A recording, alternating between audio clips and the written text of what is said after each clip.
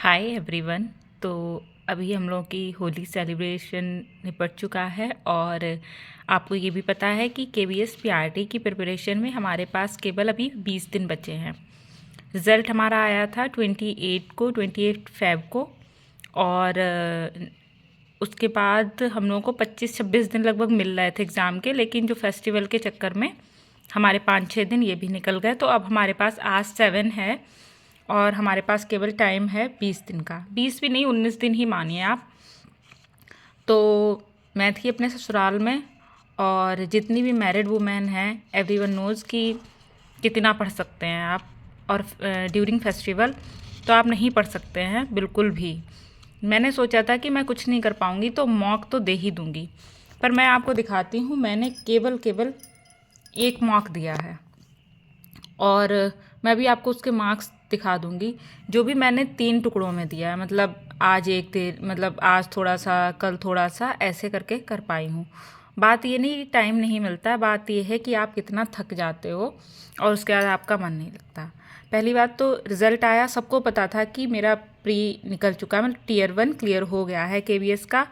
पर कोई भी आपको अप्रिशिएट नहीं करने आएगा कि वाह निकल गया है, अब तुम पढ़ो और कुछ नहीं देखना है, तुम्हें टेंशन नहीं लेनी है। कोई नहीं बोलेगा आके। वो सिर्फ अपने पेरेंट्स होते हैं केवल, या फिर जो आपका स्ट्रगल देख रहा हो या जो जानता हो कि आप कितनी मेहनत करते हो किसी चीज़ को लेके, मतलब कितना सीरियस हो।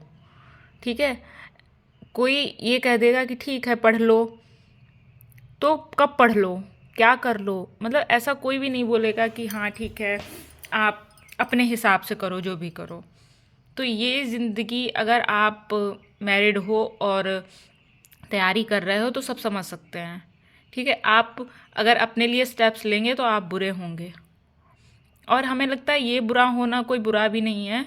अगर आप अपने, मतलब अगर आप, जैसे फेस्टिवल हुआ नेक्स्ट डे, एक दिन बाद ही जिन्हें कुछ जॉब होती है वो चले जाते हैं घर से, और नहीं तैयारी वाले वो भी निकल जाते हैं घर से। लेकिन बात यह है कि जिनकी जॉब होती है उनको ये होता है कि चलो इनका काम है ये जा रहा है, लेकिन पढ़ने का कोई वही नहीं होता। ये नहीं कि हाँ पढ़ाई भी कोई चीज़ है जब तक आप उससे अर्न नहीं करते हैं। ठीक है, पढ़ाई को आपके सीरियस लिया ही नहीं जाएगा, चाहे आप कितना भी मेहनत। अगर कोई जॉब वाला है, अपना 3 बजे उठ के काम करता है तो उसने किया है, उसको नींद लग सकती है। लेकिन पढ़ने वाले ने अगर उठ के पढ़ाई की है तो उसको नींद नहीं लग सकती है। फैक्ट हैं, आप जब तक किसी चीज़ से अर्न नहीं करते हैं तब तक आपका उस चीज़ की कोई वैल्यू नहीं है। और हमें लगता है पढ़ाई की कोई भी वैल्यू नहीं करता है जब तक आपको उससे कोई आउटपुट ना मिले।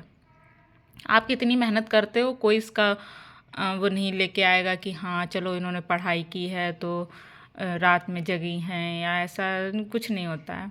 तो मैंने एक मॉक दिया, फिर मैंने सोचा कि अब जो 20 दिन हैं उनमें जो हो पाएगा, जैसा हो पाएगा मैं वैसा करूँगी। इसके बाद मैं दिखाती हूँ कि मैंने जो मॉक दिया था, ये तो लाइव टेस्ट हैं, फुल मॉक, वो भी 3 टुकड़ों में दिया है। तो मेरा अच्छा स्कोर भी नहीं है और मैंने उसका रिव्यू भी नहीं कर पाया।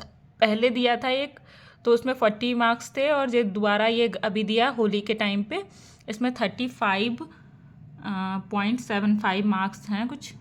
तो ये मैंने सोचा था कि ऑब्जेक्टिव तो तैयार कर ही लूँ थोड़ा बहुत जो पढ़ा हुआ है, पर नहीं हो पाया कुछ भी। तो मैं आपको शेयर करती हूँ कि मैं अब क्या करूँगी। तो ये रहा मेरा सिलेबस। ठीक है, मैंने इसमें जैसे ईवीएस में काउंट किया है कि इसमें कुछ ये 18 टॉपिक हैं और कुछ ये विजुअल आर्ट, फिजिकल एजुकेशन और ये हैं। तो अगर मैं मेरा क्या, जैसे मैं इंग्लिश में बताती हूँ, मैं अभी आपको ये भी दिखाऊंगी, कॉम्प्रीहेंशन का है। ठीक है, अब इसमें सारी चीज़ें आ रही हैं, टोन, वोकैब और लॉजिकल सीक्वेंसिंग वगैरह, ये सब आ रहा है। तो मैंने सोचा कि अभी मैं कॉम्प्रीहेंशन के ये सारे टॉपिक, मतलब चलो ठीक है वोकैब का हमें पता है कि सिनोनिम्स आएंगे, एंटोनिम्स आएंगे, वन वर्ड्स, ये सब हो जाएगा। लेकिन टोन हमें, मतलब बहुत सारी चीज़ें नहीं पता होती। तो मैंने अभी एक वीडियो निकाली थी, सर्च किया था यूट्यूब से, उससे मैं जैसे कॉम्प्रीहेंशन की ये टोन वगैरह लिख रही हूँ। फिर ये सारे टॉपिक मैं देख लूँगी कि इनमें क्या क्या होता है। उसके बाद क्या करूँगी, 18 दिन, अभी ये आज हो जाएगा मेरा भी, तो 18 दिन मैं एक कॉम्प्रिहेंशन डेली, राइटिंग में डेली एक, और ग्रामर के कुछ 20 से 25 मतलब क्वेश्चन डेली सॉल्व करूँगी। तो मैं अगर एक एक घंटा भी तीनों को देती हूँ तो 3 घंटे ये हो जाएंगे मेरे।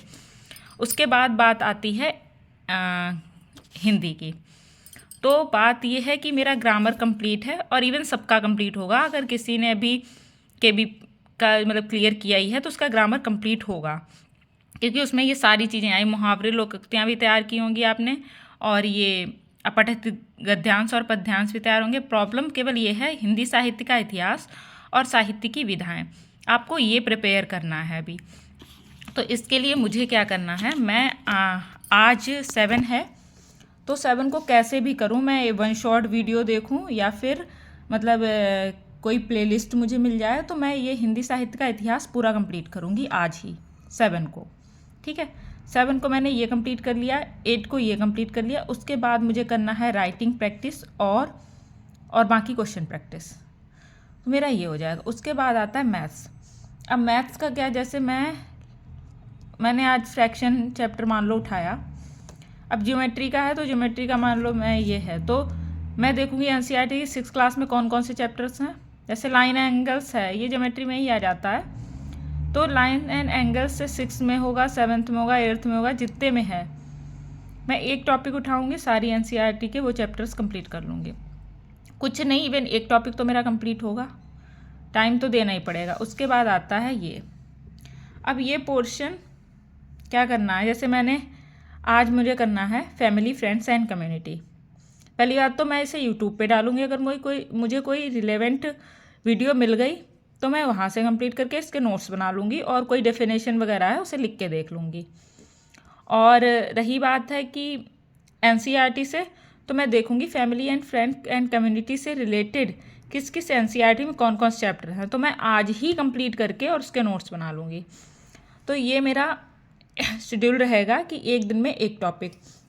अब इसमें जो चीज़ें नहीं हो पाएंगी नहीं की बात है, बाकी जैसे विजुअल आर्ट है पूरा एक दिन में कंप्लीट करना है, और फिजिकल एजुकेशन वाला ये पूरा पार्ट एक दिन में कंप्लीट करना है, क्योंकि जैसे बैडमिंटन का है तो आप को आधे घंटे की वीडियोस मिल जाएंगी यूट्यूब पे अगर आप सर्च करेंगे, बस थोड़ा सा दिमाग। और रही बात बैच की, तो मैं बैच नहीं लेने जा रही हूँ, क्योंकि मुझे कोई दिख ही नहीं रहा है रिलेवेंट, मतलब रिलेवेंट नहीं कह सकती हूँ।